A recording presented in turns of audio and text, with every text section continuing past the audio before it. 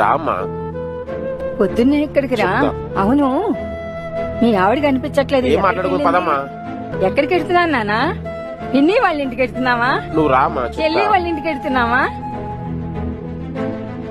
గుడికి వెళ్తున్నావా? అవును గాని పొద్దున్నుంచి కోడలు కనిపించలేదు. ఎక్కడికి వెళ్ళిందిరా? పదమ్మా చెప్తా. చెప్పరా? అడుగుతుంటే మాట్లాడవేంద్రా? చెప్పండి సార్. ఫెసిలిటీస్ అన్ని ఇక్కడ బాగుంటాయా? ఫెసిలిటీస్ బాగుంటాయి సార్. అమౌంట్ ఎంత అవుతుంది? 30,000 per month అవుతుంది సార్. సరే, అమౌంట్ ఎంతైనా గానీ మా మదర్ని మంచిగా చూసుకోవాలి. నేను అన్ని ఆలోచించే డెసిషన్ తీసుకున్నా.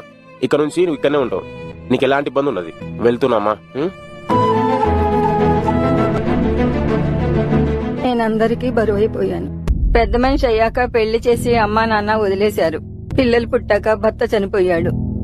అనవసరంగా పుట్టానురా దేవుడా. కడుపులోనే చనిపోతే బాగుండేది. ఇంకా ఊపిరి తీసుకుని బతకటం ఎవరి కోసం? చావైనా రాదు నన్ను చూడటానికి.